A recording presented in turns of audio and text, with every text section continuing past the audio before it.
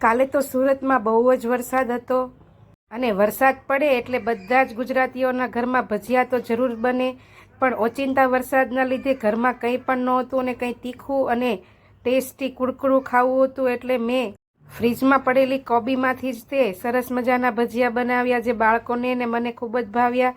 તો તેની રેસીપી તમારી સાથે શેર કરીશ. મારી વિડીયો જોતા હો, મારી રેસીપી ગમતી હોય ને ચેનલ સબસ્ક્રાઈબ ન કરી હોય તો સબસ્ક્રાઈબ કરી લેજો ને ત્યાં આપેલું બેલ આઇકન જરૂરથી દબાવજો, જેથી તમને મારી આવી નવી નવી રેસીપીના નોટિફિકેશન મળતા રહે. તો ચાલો કોબીના એકદમ ટેસ્ટી, સ્પાઇસી અને ક્રિસ્પી એવા ભજીયા બનાવવાનું ચાલુ કરીએ. તેના માટે મેં અહીં ચણાનો લોટ, ચોખાનો લોટ, આદુ, મરચાં, લસણ અને કોબી બધી જ વસ્તુઓ જે ભજીયામાં વપરાય છે તે લઈ લીધેલી છે. અને હવે આપણે ભજીયા બનાવવાનું ચાલુ કરીશું. કોબીના ભાગને વચ્ચેથી આવી રીતે કટ કરીને 2 કટ લગાવી દઈશું અને તેને લાંબી લાંબી સ્લાઇસ કરી લઈશું. મેં તો પહેલી જ વાર બનાવ્યા પણ ખૂબ જ ટેસ્ટી બન્યા. જો તમને પણ ક્યારેક આવી રીતે ફ્રીજમાં ભજીયાનો સામાન ન હોય ને બનાવવાનું મન થાય તો એકવાર જરૂરથી ટ્રાય કરજો. કોબીને આવી લાંબી લાંબી સ્લાઇસમાં બધી જ કોબીજને કટ કરી લેવાની છે. મેં અહીં 500 ગ્રામ જેટલી કોબીજ લીધી છે અને તેને આવી રીતે લાંબી સ્લાઇસ કરી લીધી છે. અને જેમાં ભજીયા બનાવવાનું છે તેમાં આપણે એડ કરી દઈશું 3 લાંબા તીખા મરચાં લીધા છે, તેને પણ આવી રીતે રીંગમાં કટ કરી લઈશું. તમે ખાંડીને કે ચોપરમાં પણ લઈ શકો, પણ રીંગમાં ભજીયાનો સ્વાદ વધારે આવે છે. 1/4 કપ જેટલું સૂકું લસણ મેં અહીં ખાંડીને લઈ લીધેલું છે. લીલા ધાણા અને મીઠા લીમડાના પાનને પણ ઝીણા સમારી લીધેલા છે, તેને પણ તે બાઉલમાં એડ કરી દઈશું. ને 1 ઇંચ જેટલા આદુના ટુકડાને મેં અહીં છાલ ઉતારી લીધી છે, તેને પણ આવી રીતે ખમણીને લઈ લેશું. તમે ખાંડીને પણ લઈ શકો. હવે લીલું લસણ નથી એટલે મેં સૂકું લસણ જ વધારે પ્રમાણમાં ખાંડીને તેમાં એડ કર્યું છે. હવે અડધી ચમચી જેટલો હળદર પાવડર એડ કરીશું, અડધી ચમચી જેટલી હિંગ એડ કરીશું, 1 ચમચી જેટલું લાલ મરચું પાવડર આપણે તેમાં એડ કરીશું. સ્વાદ પ્રમાણે આપણે 1 ચમચી જેટલું તેમાં મીઠું એડ કરીશું અને અડધી ચમચી જેટલું આખું જીરું આપણે તેમાં એડ કરીશું.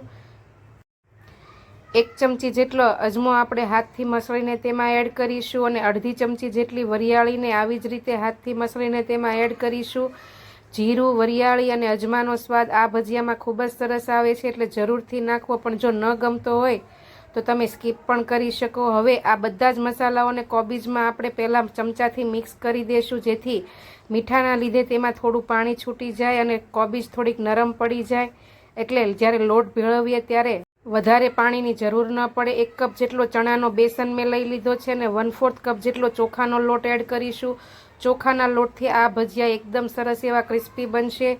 બંનેને હવે આપણે બધા જ મસાલાઓમાં આવી રીતે મસળી લઈશું.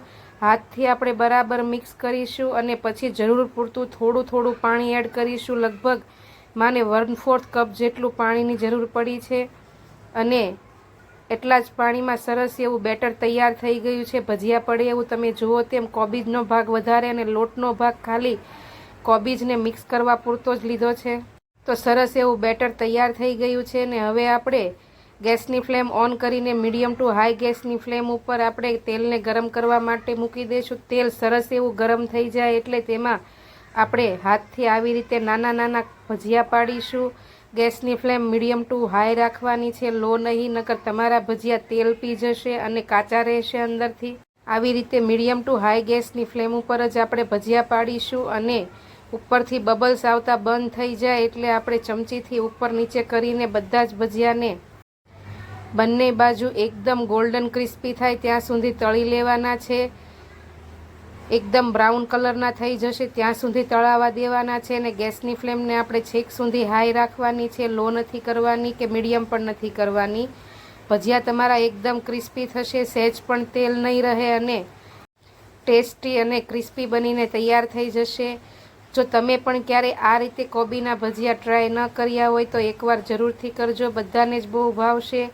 વરસાદમાં ગરમા ગરમ કોબીના ભજીયા સોસ કે ગ્રીન ચટણી ખાવાની મજા આવી જશે.